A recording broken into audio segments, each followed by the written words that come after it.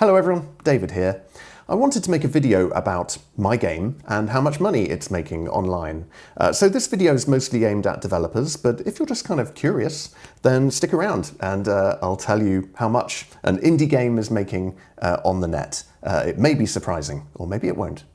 So this is my game. It's called Home Detective, and it's a virtual reality game. And you play as a detective, and you have to find various clues and find out who committed the crime, and then if you're lucky you'll get a confession out of them.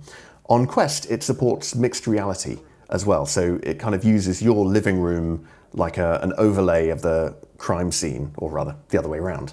I think it's a cool idea. I haven't really seen it done anywhere else, yeah, I think it's pretty fun. So let's look at the last 3 months, and on the Quest store it's made just under $450 worth of revenue. And on Steam, in the same period, the last 3 months, it's made $274 worth of revenue. So just looking at those numbers and not digging into it any deeper, it looks like it's making more money on Quest. And I think there could be a number of different reasons for that. Yeah, if that's all you wanted to get out of this, then the Quest store is a great place to sell VR games right now. But let's dig a little deeper. Let's have a look at the lifetime sales. So on the Quest store, in its lifetime, it's made over $2,500. And on Steam, in its lifetime, it's made $1,100. Now, it would have been more. It would have made just under $1,500, but a few units were returned as refunds. Actually, quite a few. There's a few more than I would have liked. So out of 182 units that were sold, 27 were returned, and I just lost all of the revenue from that. But that's fair enough. I actually really like that the Steam store empowers players to be able to do that, because in a way it encourages spending, because people feel like they can try things out, and then if they like them, they keep them. Again, it's made more money on Quest, but actually it's only been available on Steam since February, so just over 6 months, and it's been available on the Quest store for just over a year. So yeah, it's made more than twice the money on the Quest store, but it's been available there for about twice as long. It seems like it's worth having it on Steam as well, for sure, like it's earning a bit more money. So it's not a perfect comparison, because on the Quest store, you download the game and you get level 1 for free, and then you pay $3 each for levels 2 to 6. So you can end up spending $15 on the game in total. Whereas on Steam, you buy it and it's just $10 to download the whole game. So you could end up spending more on Quest, but people tend not to. Level 2 makes up the vast majority of the sales, like almost half, or maybe about a third, in the last month. So that means naturally people play level 1 and quite like it, and then buy level 2. Some of those people buy level 3, and then like it funnels down until you get a few people who buy all 5 extra levels. And that's really interesting, and that's something I would obviously seek to improve as a game developer. I would love all players to buy all levels, and if there's too much of a steep drop-off, it makes me think, oh, what's so bad about level 4 that it makes people not want to buy level 5? Or maybe level 5 doesn't look as interesting compared to level 4. That could be something to do with like the interactive elements in the level, or it could just be the thumbnail doesn't capture it in an exciting way, or even the name. One really interesting side effect of selling IAPs and having your app as essentially a free-to-play product is that you get quite a lot of junk reviews, and that's a real shame actually. I actually get a few 5-star reviews, and I'm really happy about that, and I love that, you know, people are playing the game and enjoying it, and even if only a few people are enjoying it, that makes me happy. But I do get some 1- and 2-star reviews, mostly from people who are unhappy with the payment model. People will say, you know, I hate that you have to pay for the other levels, or I think they feel like they're sort of giving out a warning to other players that you'll have to pay for levels 2 to 6, which I can kind of understand. But still, it's frustrating for me as a game developer because I've just kind of chosen to sell the game that way, and I'm being punished for, for the payment model and not for the quality of the game. Yeah, on Steam, the reviews tend to be kinder because people either just refund it and get all their money back, or they keep the game and they like it. Now, I do have at least one negative review on Steam, but even that is like quite well written and argued, so I can't really take too much offense at it. But yeah, just be warned that if you make your game a free downloadable title, people can leave a review, and because they didn't spend any money to get it and they're not getting anything back, all you've done is wasted their time, they will leave you some nasty 1-star reviews. So yeah, that's a bit of a shame that you have to deal with that. The upside, though, is that you get a lot of installs. So just over a year of being available on the Quest Store, I've had nearly 35,000 installs of Home Detective, and out of those, over 28,000 users. So some 7,000 people downloaded the game and never played it, but all the rest did actually play it, at least for a little bit, and I think that's really cool. Let's talk a little bit about sales, because as you can see from the data from Steam, there are like some big spikes. There's a big spike at the beginning, and then one here, and then a big spike here, and then it didn't sell any units for a while, and then another big spike, no units, and then a spike.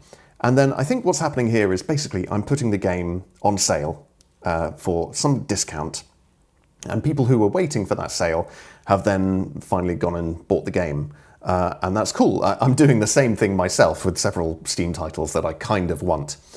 So it's interesting seeing this really big spike here that happened in mid-March. So I think a lot of people had been waiting for it to go on like a certain threshold discount, like 25% or 40% off. And that's when they finally took the plunge and bought the game. And then there's like a very quiet period after the sale when it's gone back to full price, and now very few people will buy the game because they're waiting for another sale, and everyone who was waiting to buy it has got it. But again, you do like get a few wish lists, and then people buy it again, and then another quiet period. What I've done recently is I've put it available on for more sales, so I'm getting more consistent purchases, which may be a good or a bad thing, depending whether you want people to kind of wait around and then buy it, or yeah, have more sales, but at lower prices. So sales, they seem like a good thing on Steam. On Quest, I haven't really experimented with sales at all. So yeah, that data is unaffected by that. One thing that is really cool about the Quest Store recently is that I'm on it. So for the first year, I was banished to App Lab, which is a cool way of any indie developer getting your game on the Quest Store, but it's also very restrictive. To find my game, you had to either follow a link or search for the name of the game exactly, Home Detective, no typos or anything. Now, all of the App Lab games have been migrated to the main store, so you can search for Detective and find my game. And this has resulted in a big spike recently. So it happened around August the 8th, and I've got a big spike in installs. It's gone from kind of in the 70s, 60s, 50s, and then gone up to 142 on Thursday the 8th.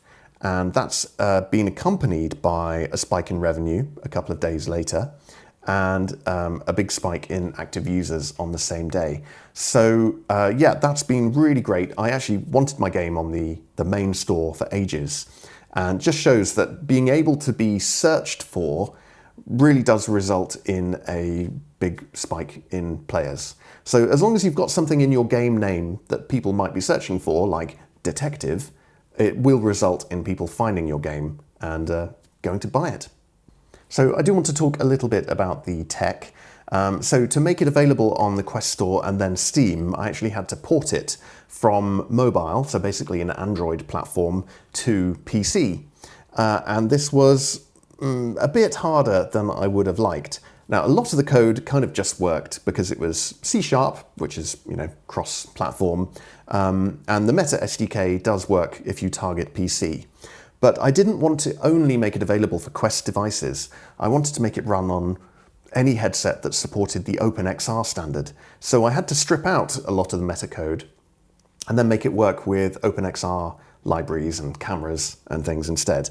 And that took quite a long time. The biggest part was kind of the grabbing and interaction and stuff. So on the mobile version, or the Quest version, I supported hand tracking, and I use all of the Oculus SDK features for being able to grab objects in different ways. And I think that's really cool. I love it. And it supports hand tracking and controllers.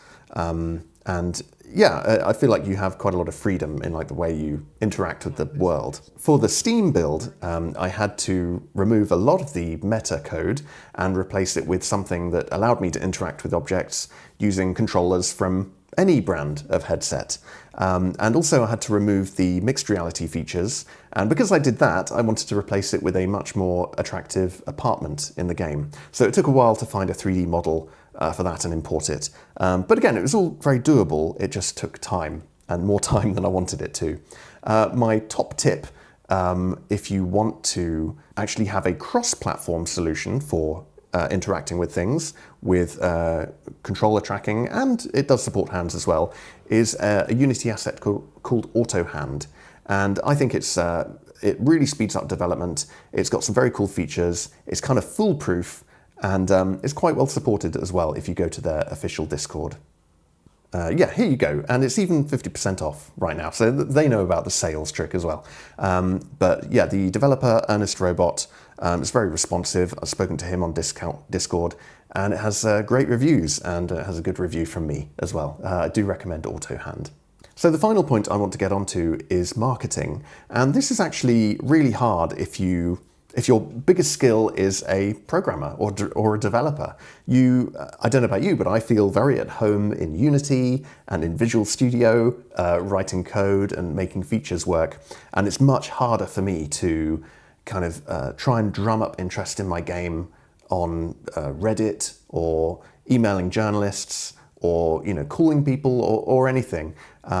It kind of feels like I'm just bugging people, and I don't like that feeling. But also, it's really useful if you can get your game out there.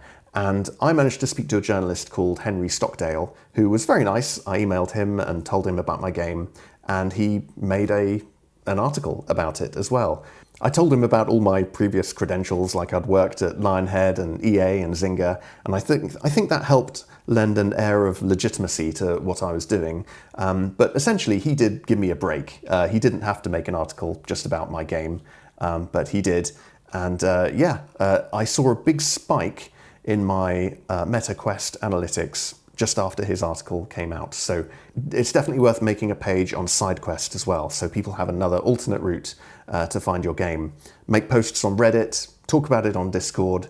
You need to tell people about your game one way or another.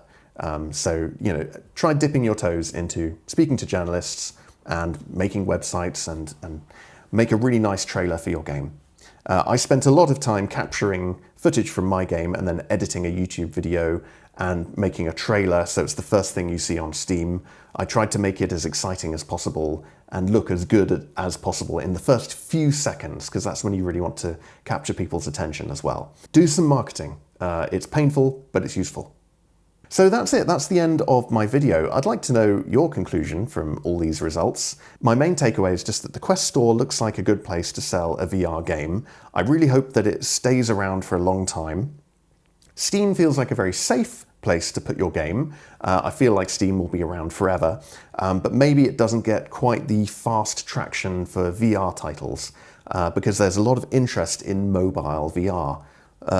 People buying new headsets these days, probably the Quest 3 is like the go-to device that people will be most interested in right now. So I would recommend targeting the Quest 3 and making a mobile compatible game. And the Quest Store is a good place to put it. But it certainly can't hurt to put it on Steam as well. So for my next project, I don't want to say too much about it because it's still quite early days, but it's essentially a puzzle game, and I'm hoping to make something really sort of accessible and fun. It's an idea I've had for over 10 years now, and it feels really good to finally make it. I hope people will find it fun as well. But yeah, that is called Going Loco, and I hope to get it out in the next 6 months or so. Okay, that's the end of my video. I'd love to know your thoughts. I will read all your comments down below. If it was useful or at least entertaining, leave me a like. And you can help me out by subscribing to my channel as well, and by buying my game and leaving me a 5-star review. Okay, have a really great day, and see you next time.